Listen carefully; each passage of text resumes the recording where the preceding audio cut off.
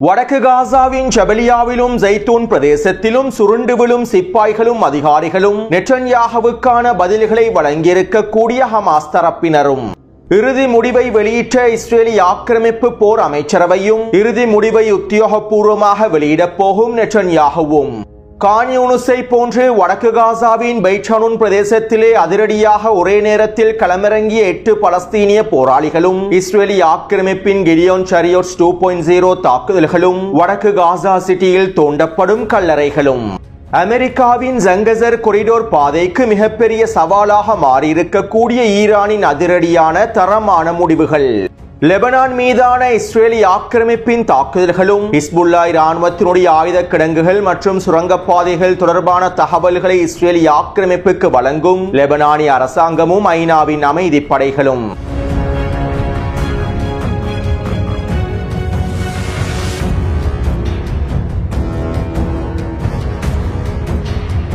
ஐக்கிய அரபு அமீரகம் இஸ்ரேலி ஆக்கிரமிப்புக்கு தேவையான ஆயுதங்களையும் இராணுவ தளவாடங்களையும் இஸ்ரேலி ஆக்கிரமிப்பின் தெற்கு பிரதேசத்திலே இருக்கக்கூடிய ரமோன் விமான கட்டளை தளத்திலே களமிறக்கியுள்ளது.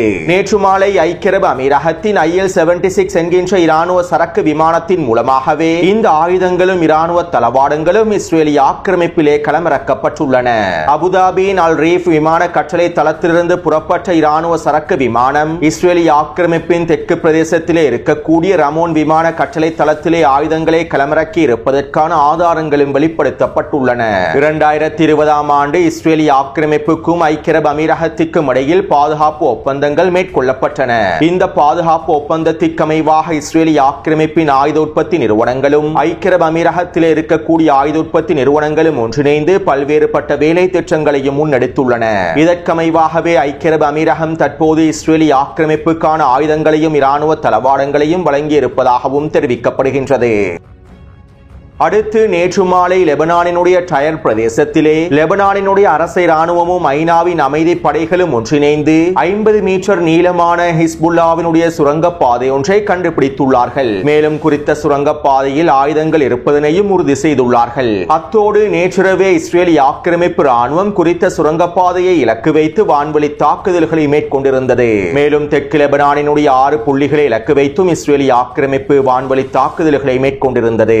குறித்த பிரதேசத்திலே இருக்கக்கூடிய ஹிஸ்புல்லா இராணுவத்தின் சுரங்கப்பாதைகளை இலக்கு வைத்தும் ஆயுத கிடங்குகளை இலக்கு வைத்துமே நாங்கள் இந்த தாக்குதல்களை மேற்கொண்டுள்ளோம் என இஸ்ரேலிய ஆக்கிரமிப்பு இராணுவம் அறிவித்துள்ளது.